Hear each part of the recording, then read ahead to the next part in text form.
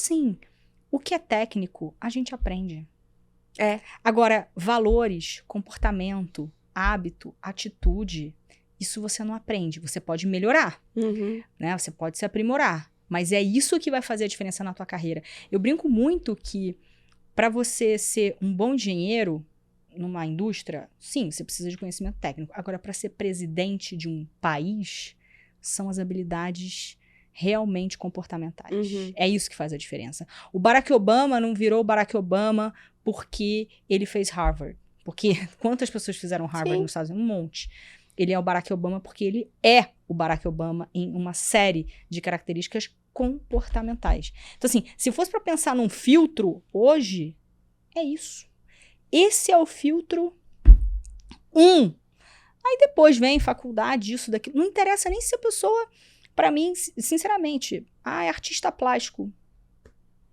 Talvez um artista plástico, um filósofo, possa trazer pensamentos muito mais fora da caixa em determinadas áreas dentro de uma organização do que, às vezes, um engenheiro formado no ITA. Bom, o que eu posso dizer para quem está começando agora a carreira é que seja resiliente, né? Eu faço umas mentorias também para algumas pessoas que me procuram, né? Que estão começando carreira e tal. Legal. Para pessoas do meu convívio, né? Eu não faço profissionalmente, eu faço para realmente apoiar algumas pessoas.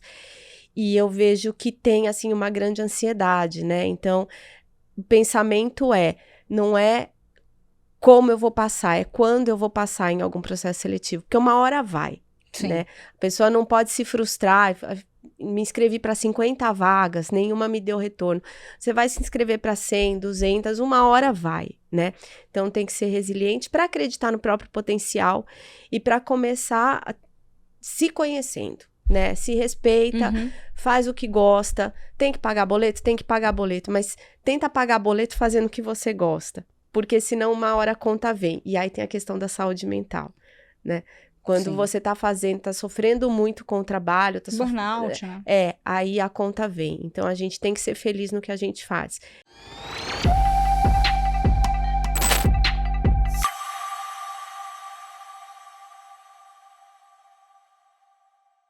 Olá, sejam muito bem-vindos ao podcast Líderes Fora de Série, um podcast oferecido pela Boomit. E hoje aqui eu trago uma super especialista em gente e gestão que passou por mercados assim diversos, desde bancos e agora empresas de tecnologia, né? Hoje ela está como superintendente de gente e gestão, RH e comunicação interna da PeopleWare Tecnologia.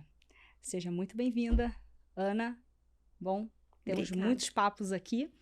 E eu queria começar te perguntando um ponto super interessante, li um pouquinho a respeito da sua trajetória, né? E fica super à vontade aqui para trazer insights, o que você está vendo de tendências.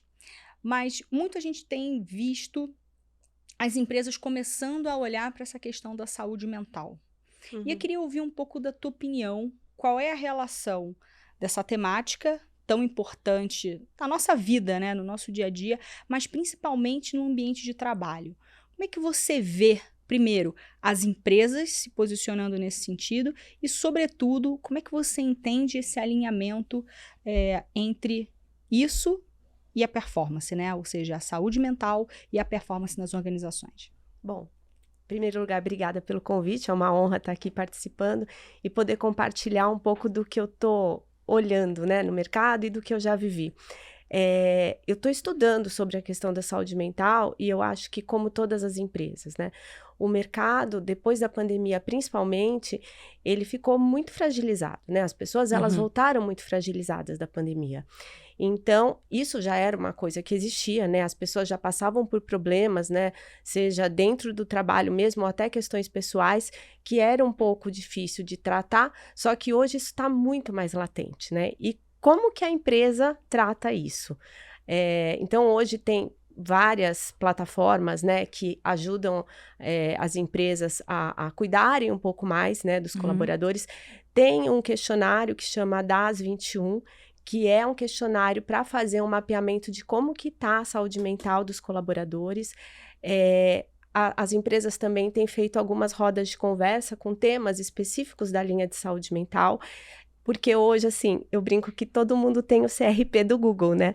Então, você fala assim, você tá com crise de ansiedade, você Vai tá lá, com burnout, você tá... digita lá. A gente não tem essa capacidade, né, de diagnosticar. Isso é muito individual e isso é papel do profissional, né? Então, eu acho que os RHs hoje, eles têm esse papel de entender pelo momento que os colaboradores estão passando, entender como que a empresa pode ajudar a acolher e direcionar. Porque os RHs, eles não estão academicamente preparados para isso, mas eles podem direcionar. Então, um bom plano de saúde, onde tem uma plataforma de psicólogos, né, que você possa oferecer para o seu colaborador, entre outras ferramentas, né, que hoje o próprio mercado está ofertando aí para as empresas. E, assim, olhando e pensando nas coisas mais tradicionais, estar aberto a ouvir. Isso é muito importante também. Legal. E aí, assim, vou trazer uma polêmica aqui, né? É uma guerra de... É uma guerra que só o RH tá travando? Ou você sente que há uma percepção da liderança de que há uma necessidade de mudar? Por que eu falo isso, né? Eu vim de uma história corporativa em que isso não era falado, né? Hoje, enfim, à frente da Bumit, assim, a gente escuta e vê isso amplamente. Mas lá no meu tempo, né, de bater ponto e etc., ninguém estava muito preocupado com isso. E aí eu vejo esse tema de saúde mental sendo muito debatido em alguns fóruns, né, sempre sendo trazidos muito pelas pessoas de gente gestão, mas é realmente uma guerra solitária? Você sente assim ou você acha que já começa a ter uma real, né, uma visibilidade real desse ponto nas organizações, uma mudança, né, mais do que a visibilidade? Olha, posso ser privilegiada, mas hoje não. Hoje eu não tô sozinha, não. Legal. Eu sinto que as lideranças estão preocupadas, sim, e às vezes as próprias lideranças passam por isso, porque afinal de contas somos todos seres humanos e somos todos colaboradores, independente da cadeia hierárquica que a gente tá, né, enquadrado. Mas eu vejo que sim, é uma preocupação das lideranças. Não tô sozinha. Não estamos sozinhos, né, no RH. Bacana. E aí, assim, um ponto sobre essa questão da saúde mental. Hoje, você trabalha numa empresa de tecnologia, né? E eu acredito muito, né, numa área de gestão, né, de gente de gestão que consiga integrar dados e principalmente as informações para a gente poder tomar as melhores decisões, né? Porque senão a gente fica num universo de incertezas. Hoje, vocês têm alguma coisa, ou você já viu, não sei se na própria gestão da empresa que você lidera a área de gestão, ou vendo aí nos seus estudos, já começam a existir alguns dados mais correlacionando performance à saúde mental? Ou, por exemplo, existe uma liderança com perfil X que provoca, né, uma situação que deixa as pessoas desconfortáveis e aí, portanto, gera distúrbios, enfim... Começam a existir correlações ou você ainda acha que esse é um campo ainda muito mais do empírico, né? Eu acho que é do empírico e acredito que vai continuar um tempo assim, porque isso remete também a você entrar na pessoalidade e no íntimo de cada um. Então, às vezes, a pessoa está até passando por alguma crise e ela mesma não quer trazer isso, porque ainda tem um universo que fala assim, você está indo no psicólogo, você é doido? Você está sendo medicado? Você está medicado? Ainda há um preconceito, né? Tem um preconceito, né? É o que as pessoas falam assim, racismo estrutural, eu acho que é um preconceito estrutural. Bom ponto. Porque a gente já... né, veio nessa seara de quem toma remédio é doido. E não é isso, não é nada disso, né?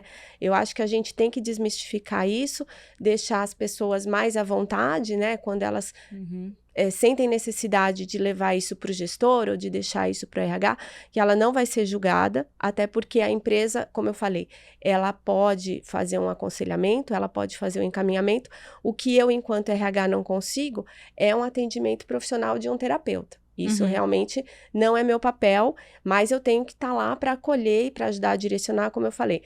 A empresa dá um bom plano de assistência médica, a empresa tem alguns direcionamentos e tem uma rede de apoio que possa acolher esse colaborador que precisa de ajuda ou orientação naquele momento. Mas eu acho que a questão dos dados, não. Quantas pessoas a gente está tratando em saúde mental? Não. Não. Não, isso eu acho que é muito delicado. Causas? As causas ainda, elas já começam a ser mais descritas ou entendidas, ou ainda é algo um pouco mais difuso? Eu posso até ser leviana aqui na minha análise, mas o que eu percebo, assim, eu tenho 30 anos de RH, né? Sou 50 a mais, né? E espero que não pareça, né? Não parece. Que bom. Não parece nem um pouco. Então tem uma jornada... É que hoje em dia até, a gente vai falar de diversidade, né? Assim, até hoje em dia a gente tem que ter cuidado. Eu confesso que quando você falou isso, eu falei, eu vou falar, não parece. Mas aí tem a questão do etarismo também, que é uma questão super interessante da gente falar, que hoje em dia até, você vê, eu ia te elogiar na minha cabeça, falei, bom, mas eu tenho que ter cuidado, porque talvez... Você percebeu que eu peguei uma área e eu pensei, aí a gente se olhou. Mas esse é um ponto muito interessante, né? Porque é isso, assim, onde estamos chegando, né? Assim, que cuidados, né? Que cuidados. O elogio pode ser um problema, porque, né, se eu falar não parece que eu estou dizendo que é ruim. Ter 50 a mais é ruim, né? E, na verdade, tem muito a ver com aquilo que... E aí, não tem como eu ter um chip na sua cabeça para saber exatamente como você vai... O que me conforta. O que te conforta ou não. Mas eu falei isso porque, às vezes, eu falo assim, eu tenho 30 anos de RH, a pessoa fala assim, mas... Você começou a trabalhar na creche, né? Muita gente tem essa brincadeira comigo, por isso que eu falo que eu sou 50 a mais. Então, assim, nesses 30 anos de jornada que eu tenho, o que eu percebi é muito pessoal também. Tem gente que tem as questões porque são pressões de trabalho e não sabem lidar com isso. Tem gente que já traz uma mochila carregada de questões pessoais e aí chega no trabalho e aquilo embola. E tem gente que acha conforto no trabalho porque as questões pessoais são muito pesadas e elas não conseguem... Eu sou essa. Então, é assim, é difícil falar, ele tá com burnout por causa do trabalho. Não sei, né? E quem sou eu? E, na verdade, quem vai saber isso é a pessoa com o terapeuta dela.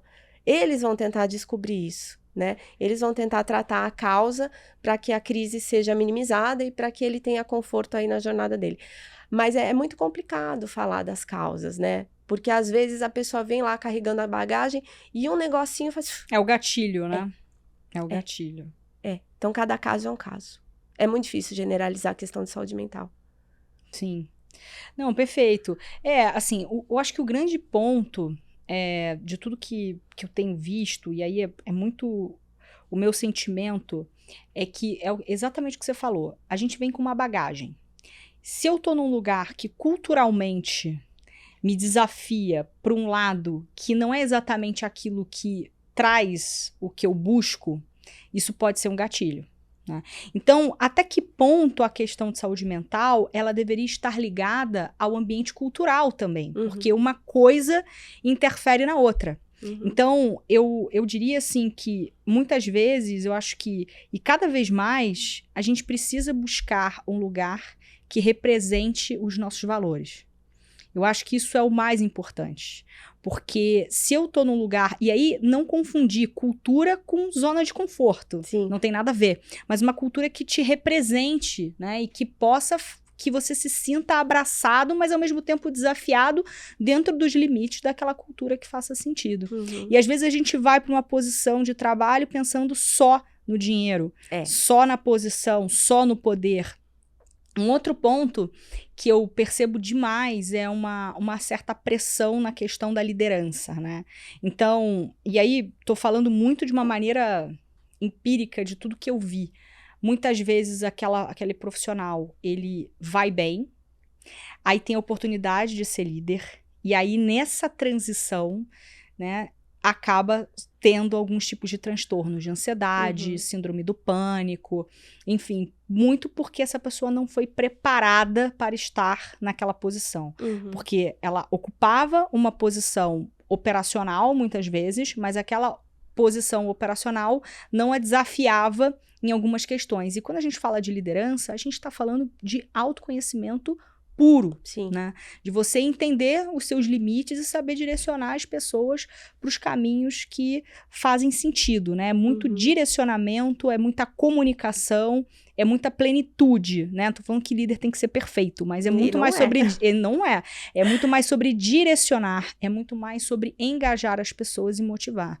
E aí, nesse lugar, muitas pessoas acabam falando, nossa, eu queria tanto chegar aqui, e agora eu cheguei e eu não sei se é bem isso que eu quero. E aí o RH também agora está assumindo um outro papel, que é também fazer esse olhar de gestão da felicidade. Eita. Porque não é mais só atrair, reter, remunerar. Na minha época era mais simples. Na minha também, quando tudo era mato, né? Ai, nossa, gestão da felicidade. Agora eu não sei nem como é que essa conversa vai... Tragam.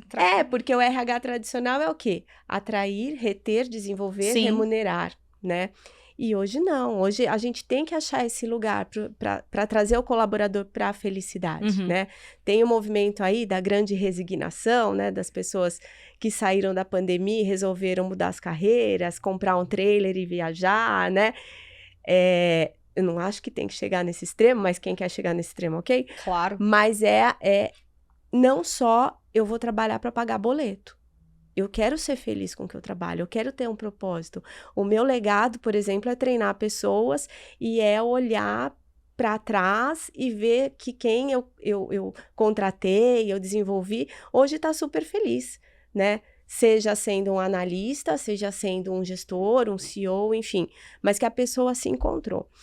A questão do técnico que vira líder e não é feliz, eu acredito porque ele foi atrás de um modelo mental que a sociedade coloca na cabeça, né? Então você tem que casar, comprar uma casa, um carro, ter filhos e você vai ser feliz. Você precisa crescer na carreira de uma maneira vertical. Então você vai ser estagiário, assistente, analista, júnior, pleno, sênior, gestor e você vai ser feliz e viver um feliz para sempre.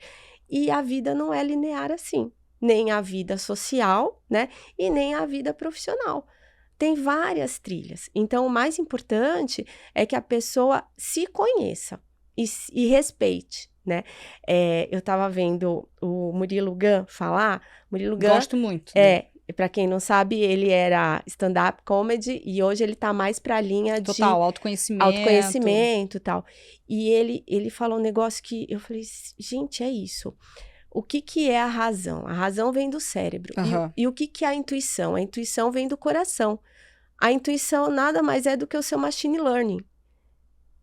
Então... Eu postei no LinkedIn, esses dias depois eu te mando esse post, sobre eu tomo decisões nos negócios usando intuição. Mas a intuição, em muitos casos, ela não é do zero. Não, ela é toda... Ela é sua carga de sentimentos, de conhecimentos. Então, assim, a gente tem que respeitar a intuição também. Então, se a pessoa tá lá assim, eu tenho que ser líder, mas ela quer. Às vezes ele quer ser um desenvolvedor. E tudo bem. Ele vai ser um especialista, ele não quer liderar pessoas, porque liderar pessoas é difícil. Você tem que cuidar da sua carreira e você tem que cuidar da carreira de outras pessoas também, né? É uma responsabilidade compartilhada. Então, assim, eu adoro isso. Hoje eu não viveria sem isso. Mas quando eu fiz a mudança, porque era uma coisa que eu queria muito, eu falava assim, eita, é difícil esse negócio, né? Agora que eu descobri que é difícil. Tem gente que vai continuar na jornada, tem gente que pode dar uma passa atrás e falar assim, não era bem isso que eu queria, né? Então, a liderança tem muito disso, né? De autoconhecimento mesmo. E de entender as responsabilidades que vêm com o bônus. Você vai ganhar mais? Vai ganhar mais. Mas tem um ônus também, né? Sim, na verdade, liderança tem muito mais ônus do que bônus. Às vezes a pessoa acha assim, não, porque eu vou liderar e as coisas vão aparecer prontas. Não, você tem que pensar, você tem que articular, você tem que encaminhar pontos, né? Você tem que estar pensando estrategicamente e se o seu time não entrega, às vezes, o operacional, você vai ter que cobrir aquela ponta operacional. Tem que pôr a mão na massa. Você tem que colocar a mão na massa. Então, na verdade, liderar é muito mais sobre servir do que sobre ser servido. E a maioria das pessoas entende o oposto. Quando tudo era mato, né? Quando tudo era mato, eu fazia assim. E aí, eu acho que esse é um ponto interessante que a gente chegou. Eu vi uma matéria recente, se não me engano foi na Forbes, falando sobre a dificuldade que as empresas vão começar a ter nos próximos anos, porque a geração atual, não quer ser líder, né? Geração Z para frente, né? Possivelmente vem com uma nova tendência. E aí? Também não tem empresa sem líder, né? Você que veio de banco, né? E você sabe que as estruturas em banco elas são muito hierarquizadas, né? Claro que você tem, assim, por exemplo, uma gestão do Nubank, que você já começa a ter uma estrutura um pouco diferente, mas em geral, a gente está falando de uma estrutura muito hierarquizada. E agora está numa empresa de tecnologia, então é provavelmente bem diferente. O que você acha sobre isso? Sobre as novas gerações e esse conflito com a liderança? E ele já vem, né, de algum modo, deixando claro, não quero. Eu quero, né, priorizar a vida pessoal versus a profissional, né? Como é que você imagina? Eu sei que provavelmente você deve ter estagiário, pessoas jovens, né? Você tem aí, não sei como é que tá seu cubo mágico de pessoas ali, como é que você tá. Mas eu fico pensando muito nisso, né? Esse é um desafio. Porque não existe empresa que cresce sem ter uma liderança uma linha sucessória, uma linha sucessória, e mais do que isso, porque talvez você não tenha o cargo, mas você precisa ter pessoas que tenham o DNA da liderança para puxar o crescimento. E aí você tem uma geração chegando aí que diz, em grande maioria, não sei se eu quero ser líder, como é que a gente faz? Por um ponto, assim, o nosso conforto é que a liderança é um funil, né? Então, a gente já tem menos cargos mesmo, e muita gente que quer ser líder não chega lá. Eu acho que, assim, essa coisa da geração, a gente também tem uma tendência de generalizar muito. Então, eu sou X, aí quando veio a Y, falaram lá... A Y horrível. A Y. Agora a Y falando da Z. A Y é que eu sou especial, papai disse que eu sou especial, então eu quero ser diretor em 3 anos, essas coisas. E eu tive, assim, exemplos da geração Y, foi meu primeiro programa de trainees, quando eu comecei a trabalhar, meu primeiro programa de estágio e tal. E eu tenho hoje pessoas maravilhosas, que são líderes de instituições financeiras, né? Que é Y. Aí tem a X. Eu tenho pessoas, assim, que são líderes sendo analista. Claro, né? Porque a gente tá falando de competência. Tá no DNA da pessoa. Você percebe que as atitudes da pessoa estão levando ela para isso. E eu tenho também gente que tá lá, eu quero ser isso, zona de conforto, eu quero viver a experiência, né? Tem a questão de não querer ativar nada, então, não quero comprar carro, não quero comprar casa, eu quero viajar. Tem um pouco de tudo. Eu acho que quem tá hoje na liderança, que tá fazendo essa transição, vai ter que perceber isso no detalhe.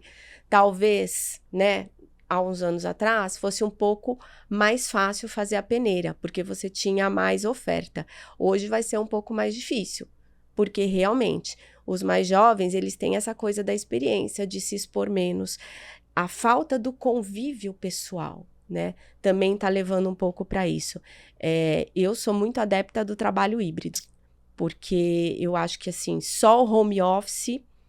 ele tira essa coisa da integração, do contato, da conexão com as marcas, né? Mas também só o presencial, eu acho que é um pouco massacrante. Eu sempre trabalhei só presencial. Eu saía da Moca, ia pro Itaim, assim, levava 1h30, 2 horas todo dia pra ir pra voltar, era uma doideira. Não morri. Tô aqui, felizona, né? Com 52, hoje trabalho no híbrido. Mas eu acho que, assim, essa geração que hoje está 100% no home office também está sendo um pouco prejudicada. Eu acho que falta um pouco desse contato para eles entenderem o mundo real da vida corporativa. Inclusive, assim, um ponto, né, o que eu percebo, né?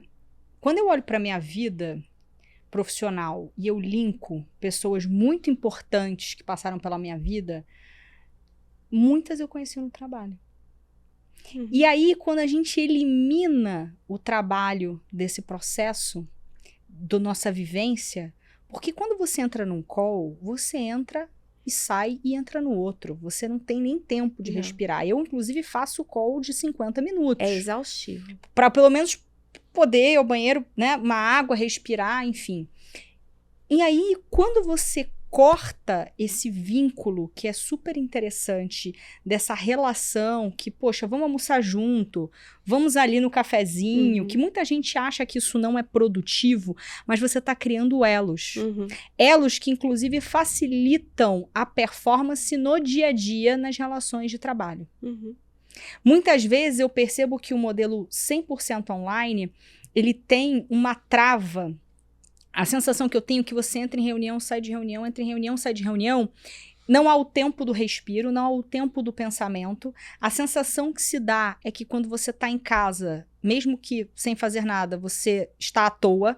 Então é natural que as pessoas queiram mostrar que elas estão sendo produtivas, entrando e saindo de calls para dizer eu estou aqui, eu estou presente. Estou disponível. Quando você está no presencial, você pode estar um dia inteiro com fone ali, tocando uma situação extremamente estratégica, mas você não precisa dizer, claro, isso depende de cultura de empresa para empresa, mas esse é um ponto.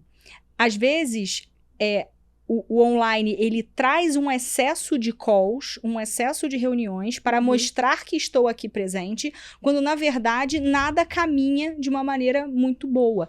Então, o que eu venho percebendo, e aí digo isso muito pelo trabalho que a Boomit faz com muitas empresas, né? Sendo startups ou empresas mais familiares ou tradicionais, o que a gente percebe? Várias empresas já questionando o modelo 100% online e até o híbrido. Porque percebe-se que muitos projetos que antes você se reunia 2 horas, às vezes, numa sala com todo mundo, numa coisa, inclusive, mais analógica, você tinha um processo criativo muito melhor do que no online. Hoje a gente tem algumas ferramentas, você tem boards e tal, mas ainda assim é muito incipiente, né? E aí eu não estou fazendo aqui apologia, dizer assim, não, olha, a gente sou contra, né? A minha empresa hoje é basicamente remota. Na verdade, assim, a Boomit é uma empresa que nasceu no modelo de negócio remoto e atende, né, sei lá, mais de 1.500 pessoas já passaram por nós e a gente sempre atendeu de maneira remota, né? Várias empresas de vários tamanhos a gente já prestou serviço e essa sempre foi a proposta.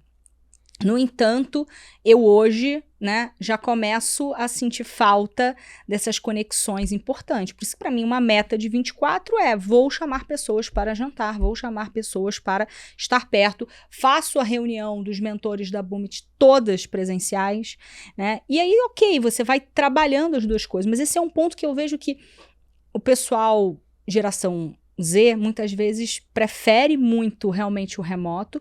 A gente tem um ponto-chave aí, que é o pessoal que foi formado no modelo 100% remoto, e aí você percebe o quê? Essas conexões humanas que fazem parte da nossa vida, da nossa alegria, do nosso dia a dia. Outro dia eu vi tem uma menina que eu adoro ela no Instagram, ela é uma atriz, e ela faz vários personagens, né? E aí ela fez assim, aquela amiga de trabalho que alegra seu dia.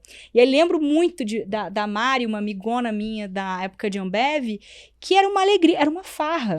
Às vezes eu me lembro que quando a gente estava numa situação super complicada na Ambev, uma reestruturação, eu subia e a gente ficava no computador uma de frente para outra e a gente ficava, né, cantando aquela música da Adriana Calcanhoto, devolva-me, porque devolver meus funcionários, né, porque a Ambev estava cortando funcionário para todo lado e a gente assim, devolva-me, e era engraçado, ou seja, era aquele momento que você tinha de descontração no meio do caos.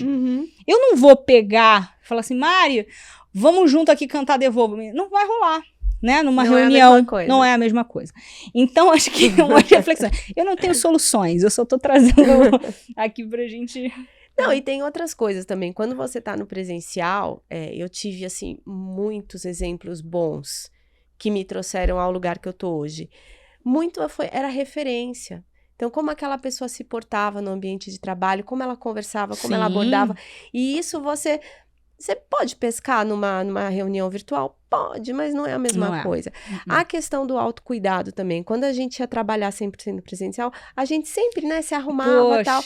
Agora, nossa, hoje eu acordo... Gente, agora assim, eu me forço até me maquiar todo dia e tal, porque senão eu vou ficar um mendigo dentro de casa, né?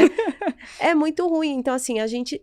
perdeu essa coisa do autocuidado. Eu vou entrar de qualquer jeito, porque eu não vou abrir a câmera, né? Então, assim, eu incentivo muito as pessoas a odeio abrir quem a não abre a câmera câmera, tenho vontade de dar um tiro. Eu não vou falar que eu odeio, porque RH não pode odiar ninguém, né? Mas tem uma plateia aqui incentivo. que já até botou a mão na Não, mas assim, gente, assim, só em casos... Gente, assim, a gente não tem quase nada, né? Assim, abre a câmera. Abre a câmera, deixa eu ver seu rostinho. Ou você tem que ter uma, assim, não tá funcionando, não tá legal. Não, olha que interessante. A gente fez todo um posicionamento de marketing, né, novo na Boomit, e contratei um designer que fez, assim, realmente um trabalho maravilhoso. Foram 6 meses até a gente chegar naquilo que a gente queria. Legal. Não foi, né, assim, foi um investimento. Ele não abriu a câmera uma vez, eu não sei quem ele é. Se ele passar por mim na rua, eu não tenho a menor ideia. Quem é Gabriel? Não sei. Eu não sei quem é ele. Eu sei que ele tem um nome, um sobrenome, tem um logo. E um trabalho bonito. Que o representa. E é isso. E eu já indiquei ele para várias pessoas. E aí eu pergunto, fulano não abre a câmera? Não abre a câmera. Ele é uma entidade, né? Eu tô chegando a essa conclusão. Ele é uma entidade. Ele é o IA. Ele é brilhante, ele é uma IA, eu não sei o que ele é, mas ele não abre a câmera. Eu falo, cara, e vende, tá crescendo pra caramba, um baita profissional, não tenho dúvida. Mas é estranho, né? Assim, você fala, caramba, eu tô numa conversa, num diálogo da marca da minha empresa e eu não vi o rosto da pessoa. Assim, é muito louco a gente fazendo isso. É louco. Eu incentivo bastante as pessoas a abrirem a câmera e... Sim, essa semana eu tava semana passada, me nasceu um terçol imenso e eu abri a câmera, aí minha funcionária falou assim, nossa, você tá com o rosto desconfigurado, né? Fecha a câmera. Se quiser fechar a câmera, não, tudo bem, vocês já me conhecem, né? Então, tudo bem, eu não tenho problema nenhum com isso, mas eu acho que é o mínimo, né, que a gente pode fazer para se conectar, tem tão poucas oportunidades da gente se conectar hoje. Então, eu sempre peço para abram as câmeras, pessoal, que faz reunião online. Não, e às vezes você tem uma reunião, sei lá, com 20, 30 pessoas, e aí você tem 2 que abrem a câmera. Você fala assim, eu tô falando para quem? Eu sempre sou essa, às vezes só tem eu. Olha. Tem reunião assim, gente, vamos abrir a câmera. Não, e eu acho que o pessoal de desenvolvimento, tecnologia... A maioria não abre, né? E assim, claro, novamente, aí estamos falando de um conflito de geração, provavelmente, não sei. Pra mim, tem que abrir. Mas pro outro, às vezes ele tá mais presente do que aquele que tá de câmera aberta, né? E aí não tem nada a ver uma coisa com a outra. Mas é um conceito, né? É por isso que eu falo. Eu indico, mas aí cada um tem a liberdade de fazer o que quer e se sente mais à vontade. Essa é a gestão da felicidade. A gente tem que respeitar a felicidade do outro. Você está atrasado, principalmente se você é CEO e tem dúvidas se o seu time de líderes é capaz de entregar as metas projetadas no plano de crescimento para 2024. Mais de 1.000 CEOs já aprimoraram suas equipes com o nosso inovador diagnóstico de alta performance de líderes e times. A metodologia da Boomit foi validada por estudos de caso em universidades como London Business School, mostrando um aumento médio de até 92% na performance das equipes após a implementação de nossas recomendações de performance no diagnóstico de liderança. Analisamos de forma detalhada mais de 15 aspectos críticos da liderança, fornecendo insights específicos para aprimorar habilidades de resolução de problemas, habilidade de realizar planos e tomadas de decisão no ambiente corporativo. Introduzimos uma abordagem única que combina a inteligência artificial avançada com métodos tradicionais, oferecendo uma perspectiva inovadora sobre as dinâmicas de liderança e performance de times. Antecipe-se aos desafios futuros, identificando áreas de melhoria hoje. Nosso diagnóstico não só resolve problemas atuais, mas também prepara a sua equipe para os desafios em qualquer ambiente competitivo. Clique agora abaixo e faça o diagnóstico para você começar 2024 realmente tendo um time de liderança fora de série. Gestão da felicidade. Adorei esse tema, é um ponto que a gente estava falando. E agora, o RH responsável pela gestão da felicidade. Como é que é a gestão da felicidade? É isso.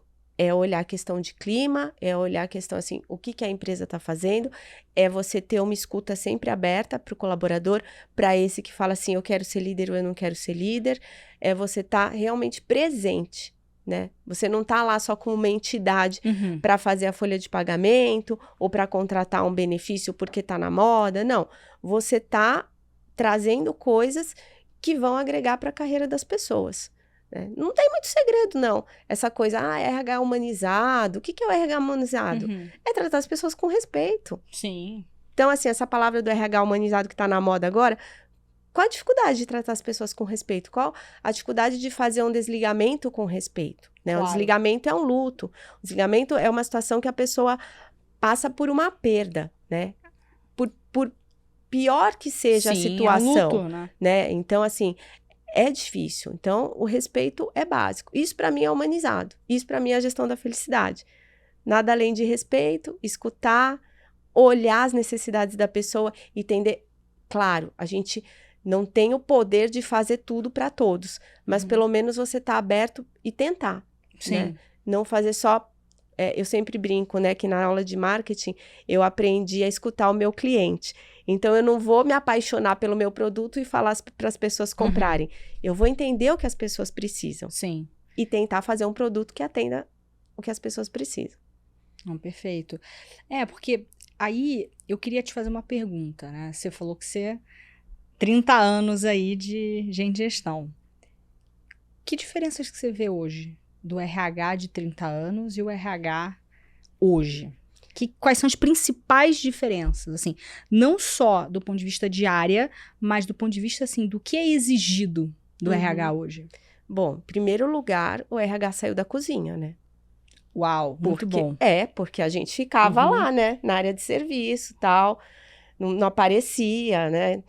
Agora não. Agora os RHs estão do lado dos CEOs, os RH estão do lado da estratégia, né? Então, isso faz muita diferença. Por quê? A empresa é o quê? A empresa é pessoa e processo. Sim. Pessoa, processo, sistema. O que vem primeiro? Pessoa. Sim. Então, por que o RH ficou, né, pagando, contratando, comprando benefício?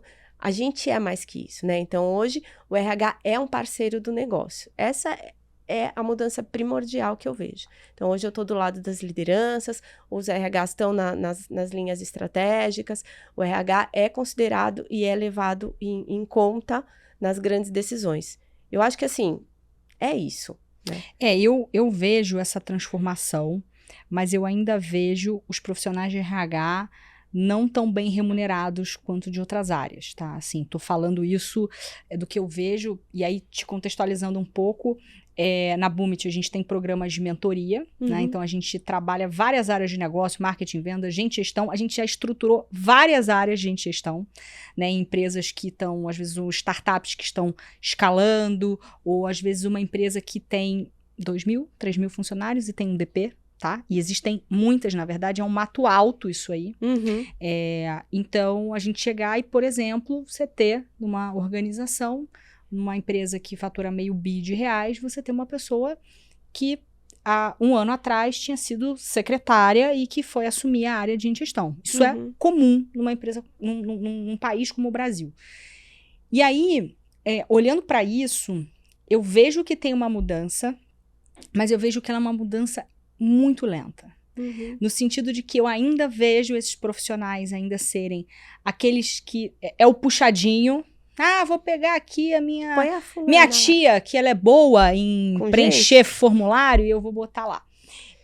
Vou botar a fulana que é tão jeitosinha para fazer os enfeitinhos. Então, ainda, né, claro, a gente está falando, você está trazendo, você trabalhou, né, em grandes empresas, você está trabalhando em empresas que valorizam essa posição, claramente pelo seu discurso, mas quando a gente olha o universo Brasil, ainda vejo uma distância muito longa, e acho que isso tem muito a ver com o que eu estou trazendo aqui das experiências, né? Então, acho que, primeiro, eu ainda vejo as pessoas de gestão muito despreparadas, né? E aí, quando você me traz que o papel da área de gestão acaba sendo estar próximo ao CEO, e eu tô super a favor, eu escolhi para a área de gente, né? Na Ambev eu estava em vendas e eu quis ir para a área de gente, porque eu entendi tudo para mim ali. Sem pessoas e sem processos, você não caminha, não existe isso. E para mim é uma área, assim, que, na verdade, para mim deveria ser a área que mais é bem paga de todas. Né? Você não vai ter o melhor diretor comercial se você tiver um RH fraco. que não vai formar liderança, que não vai preparar as pessoas para as posições corretas, que não vai avaliar bem e que não vai poder discutir de negócio. Dúvida número 1 que muitas empresas têm. Se eu tô desse tamanho aqui e eu quero duplicar de tamanho, qual é a minha estrutura organizacional ideal? Para isso eu preciso ter pipeline, eu preciso ter uma série de fatores para eu chegar lá. E aí muitos empreendedores acabam tendo, tô falando de empreendedores, CEOs, né, mas assim, acabam não entendendo o papel realmente revolucionário que uma área de gestão tem em qualquer organização. Porque o maior custo, na maioria das vezes, tirando quando a gente fala de fábrica e etc., são pessoas. E se você tem pessoas em baixa performance, líderes, diretores que não pensam como diretores, qual é a chance da sua empresa chegar nos resultados? E você provavelmente está pagando mais por pessoas que entregam menos. Te falo, Ana, várias vezes nós encontramos diretores que tinham mentalidade de um supervisor, quase um gerente. Muito comum. Acredito. Na forma de resolver problemas, na forma de conduzir com o time, que não tinha uma capacidade analítica básica. Então, no fim, quando a gente tem uma área de gestão fraca, a conta vai chegar. Reverbera, né? A conta vai chegar. Ah, mas a minha empresa fatura meio bi. Poderia estar faturando 1 bi. Você pode ter certeza. Né? Então, eu acho que esse é um ponto chave, né, que eu queria te trazer, que você falou dessa mudança, e eu ainda vejo uma resistência. Né? Mas uma você resistência. Tá certíssima. Quando eu falei das empresas que perceberam isso, e hoje, realmente, o RH, ele tem esse papel de valorização. Né? Eu acho que, quando eu comecei a trabalhar, a grande maioria não via isso. E eu vivi essa mudança de papel do RH. Agora, que tem muitas empresas que não perceberam isso, e provavelmente vão perceber em algum momento, ou por amor ou por dor, Sim. Tem muita empresa que não percebeu isso. Eu percebi um pouco quando eu saí do banco, né? Eu fiquei 14 anos lá no banco, e eu saí no auge da pandemia, e quando eu resolvi voltar para o mercado de trabalho, eu vi as faixas salariais. E assim, as pessoas pediam os skills que eu tinha, a experiência que eu tinha, para pagar muito pouco, perto do que eu, né, ganhava. E aí eu falei assim, meu Deus do céu, o mercado ainda tá lá atrás com relação a alguns profissionais de RH. Vou botar uma lenha na fogueira. Ponha. Eu tenho uma hipótese que isso tem uma relação também com a área de gestão ser uma área majoritariamente feminina. Aí entra no ponto de diversidade. Eu ia falar, eu ia usar esse parâmetro para comparar. É mais ou menos parecido com o que aconteceu com as mulheres entrando no mercado de trabalho. Que eles falam que vai levar mais 100 anos para a gente conseguir chegar lá, né? Eu, particularmente, não posso reclamar. Eu nunca sofri preconceito. Eu nunca acho que a minha faixa salarial tava menos. Assim, mas isso é um caso meu. Mas eu também sempre me posicionei muito. Sim. Então, assim, eu sempre fui atrás dos meus interesses. Agora, sei que tem essa diferença ainda, né? Isso é uma coisa latente. Pode ser também que tenha uma relação com as mulheres. Pode.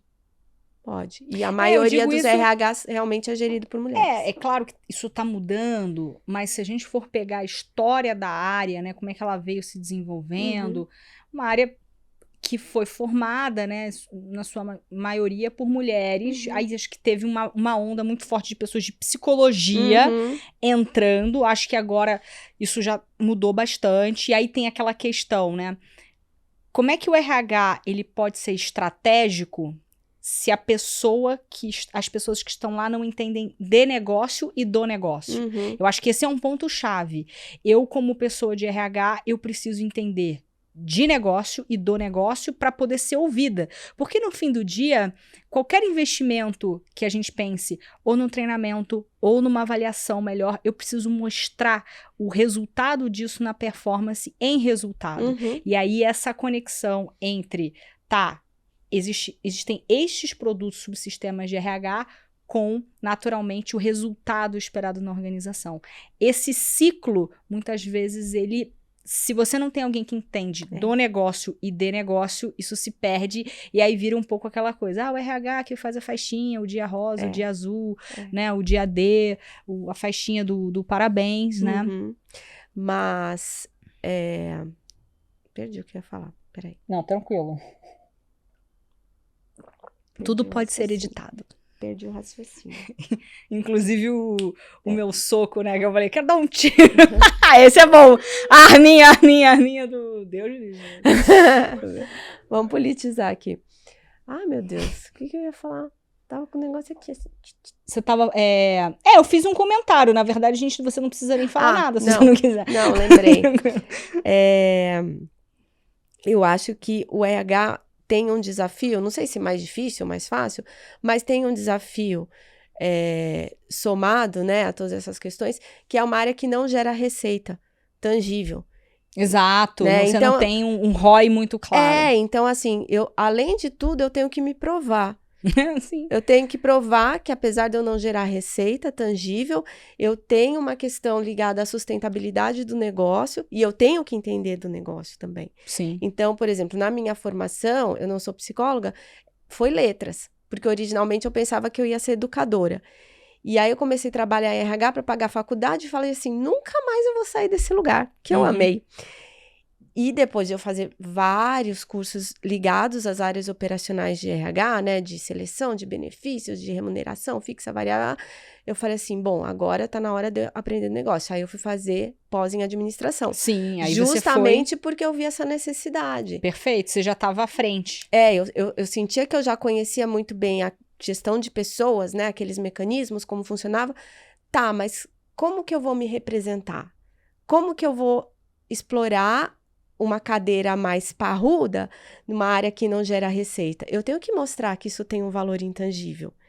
E aí, eu acho que, assim, cabe muito aos profissionais do RH olharem um pouco fora dessa caixinha, né? Só da gestão de pessoas, da administração da cultura, da questão do clima, o quanto isso é representativo no negócio. E é altamente representativo, porque é muito na linha do que você falou. Né? Se eu não tenho pessoas que produzem satisfatoriamente, o meu resultado pode ser maior ou menor. Eu costumo dizer assim, né, em marketing, vendas, ou as pessoas se movem por medo ou por ganância, né? Ou é o medo de perder ou é a vontade de ganhar muito. Então, assim, eu não acho que a linha para o RH é falar, nossa, você vai ganhar, triplicar, porque essa visualização a gente tem. Mas tudo bem, se você não tiver, você vai perder. E aí, você pode trazer vários casos, né? Quando a gente olha para os layoffs das startups, para mim, né, das grandes empresas de tecnologia, tem muita relação com empresas infladas. Porque se elas não tivessem infladas, elas não estariam performando, em muitos casos, até melhor do que antes. Sim. Né? Então, acho que esse é um ponto. A área de gestão estratégica, pensando nesse xadrez de pessoas, é o que vai garantir performance. Ter as pessoas certas no lugar certo, no tempo certo, é o que vai fazer você ter uma empresa operante, enxuta, né? E que, de alguma maneira, entrega resultado. Então, se você não tem um RH que pensa assim e constrói assim, uma hora vai bater o caos na sua porta. Sim. Isso é uma questão de tempo. Ou você se conforme em seu RH que tira pedido, né? Então, você fica lá só recebendo. Faz isso, faz aquilo. Faz aquilo. Tem gente que tudo bem, né? Não quer ter um papel de destaque, não quer ser protagonista. E aí vai de cada um, né? Eu gosto de estar lá na linha de frente. Eu vou pro front, eu vou pra guerra, né? Eu tô lá. Seja com os meus colaboradores, seja com os líderes, seja do lado do CEO. Eu gosto de estar lá em todas as frentes, participando. Porque é muito dinâmico, né? Você tem que escutar todos os stakeholders e olhar mercado e ver o que você pode trazer de diferente, né? Para você engajar o público e para você tornar o RH cada vez mais representativo dentro do negócio. Diversidade e performance de negócios é papinho furado ou é verdade, na sua opinião? Cientificamente está provado que os ambientes que têm múltiplos talentos, né?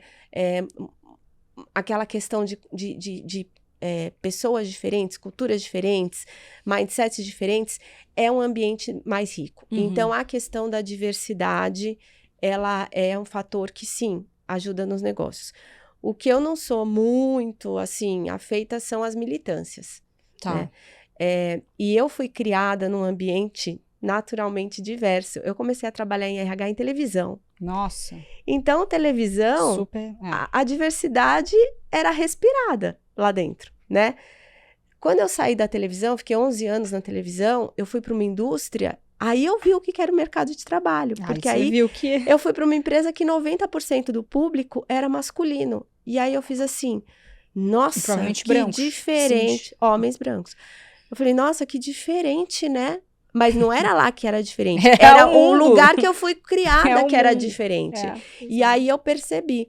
Então eu fui me adaptando.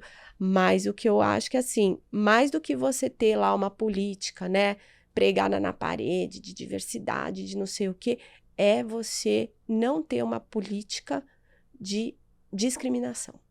Sim. Porque eu vejo que, assim, muita empresa prega isso, né? Eu falo que eu trabalho com fatos, não trabalho com nomes. Prega isso, é bonito, somos isso, somos aquilo. Mas o cara faz 50 e é mandado embora. Que raio de diversidade e aí, então, isso? Mas aí outra pergunta do papinho furado. É papinho furado que no Brasil é difícil ter uma empresa com diversidade? Não é difícil. Ótimo. Não é difícil. Não e aí? É difícil. Não tem receita de bolo, Não mas tem assim, o que você indicaria para alguém que está assistindo a gente começar, né, a ter uma empresa diversa? É você ter um processo seletivo aberto.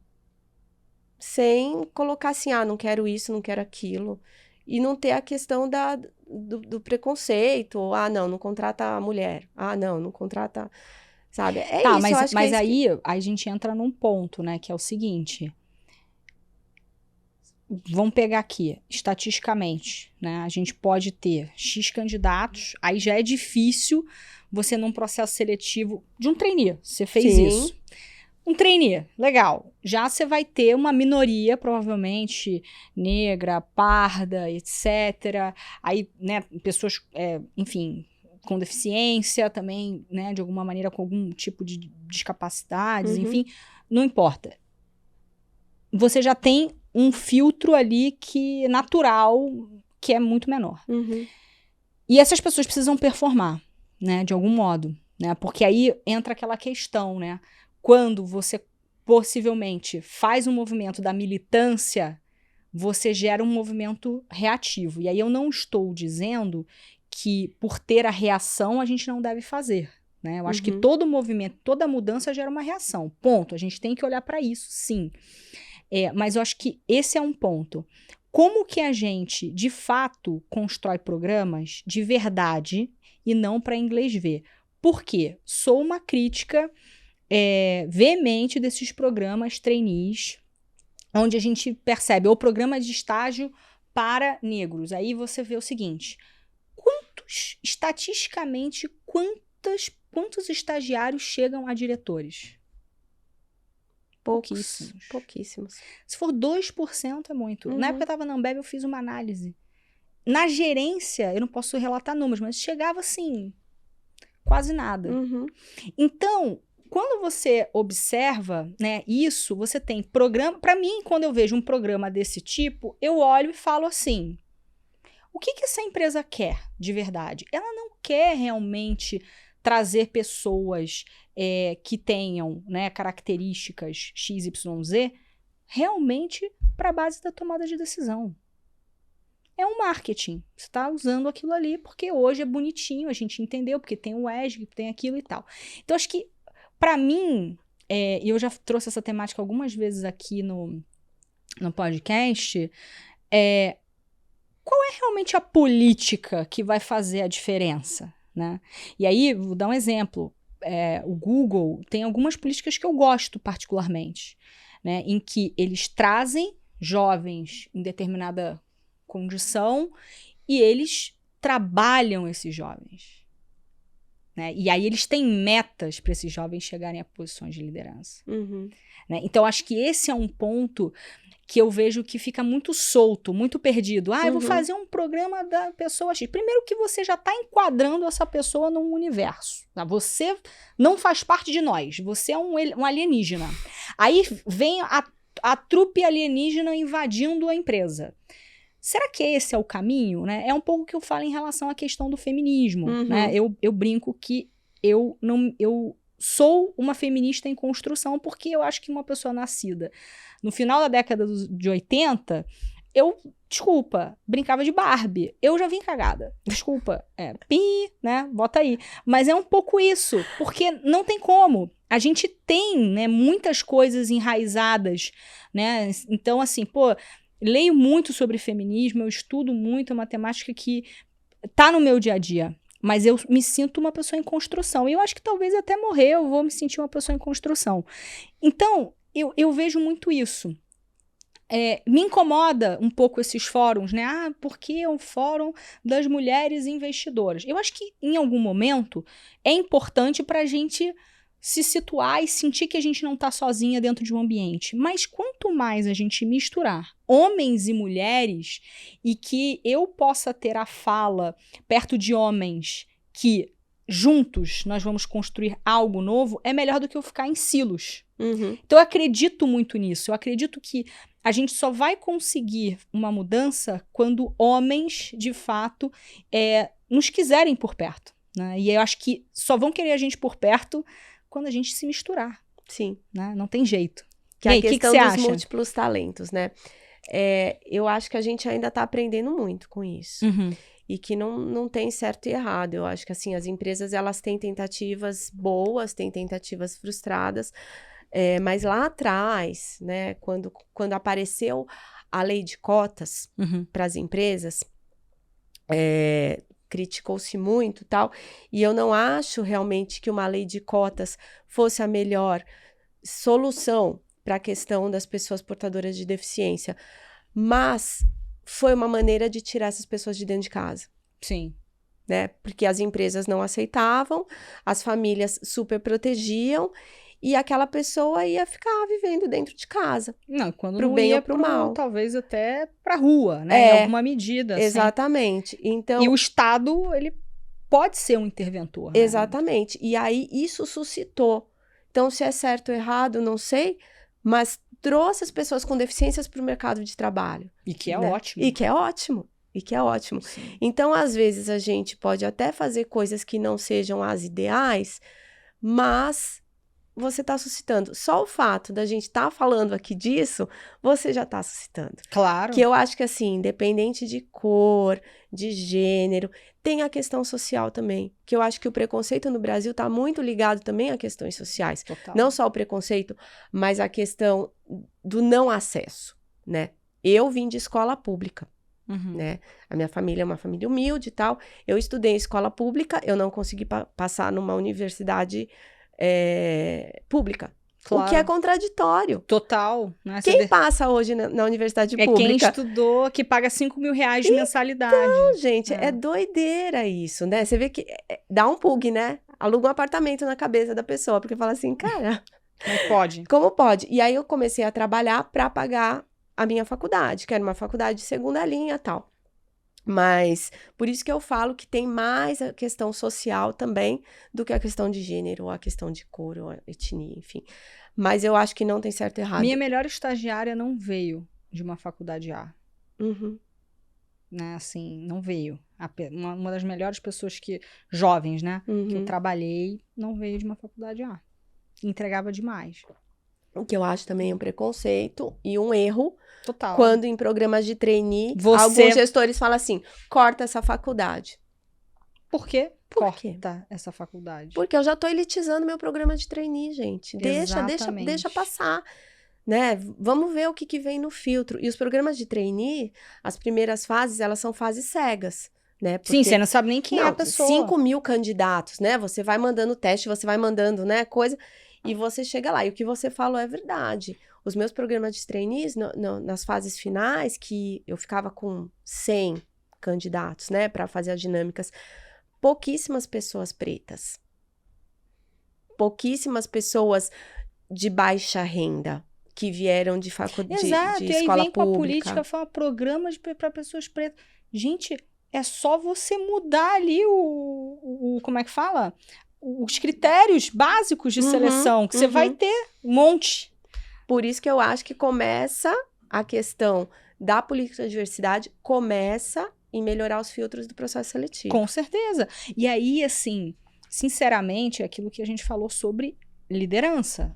Trainee nada mais é do que um programa preparatório para uma pessoa assumir posições de liderança de uma maneira mais rápida. Simples. Qual que deveria ser o filtro? Entender se essa pessoa, ela tem já dentro dela, claro, não é uma pessoa pronta, mas ela tem o DNA de líder. Ela tem o DNA para chegar lá e realmente, né, ser trabalhado. Porque assim, o que é técnico, a gente aprende. Agora, valores, comportamento, hábito, atitude, isso você não aprende. Você pode melhorar, né? Você pode se aprimorar. Mas é isso que vai fazer a diferença na tua carreira. Eu brinco muito que para você ser um bom engenheiro numa indústria, sim, você precisa de conhecimento técnico. Agora, para ser presidente de um país, são as habilidades realmente comportamentais. É isso que faz a diferença. O Barack Obama não virou Barack Obama porque ele fez Harvard. Porque quantas pessoas fizeram Harvard nos Estados Unidos? Um monte. Ele é o Barack Obama porque ele é o Barack Obama em uma série de características comportamentais. Então, assim, se fosse para pensar num filtro hoje, é isso. Esse é o filtro 1. Aí depois vem faculdade, isso, daquilo. Não interessa nem se a pessoa, para mim, sinceramente, é artista plástico.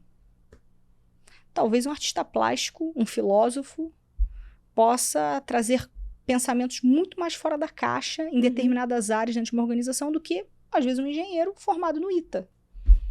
Entende? Mais difícil, por melhor mais que o difícil. ITA possa ser, né? Mas pode acontecer? Pode. Pode, é difícil, mas deixa o processo mostrar quem são as pessoas, né? E não cortar as pessoas porque um fez USP e o outro, sei lá, fez a faculdade XYZ.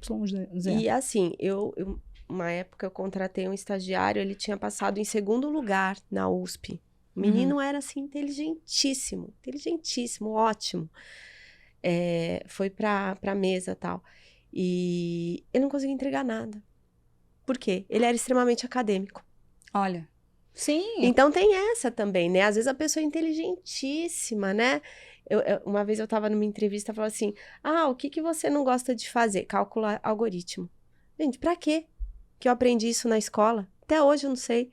Pra que eu uso, que serve? né? Pra que serve?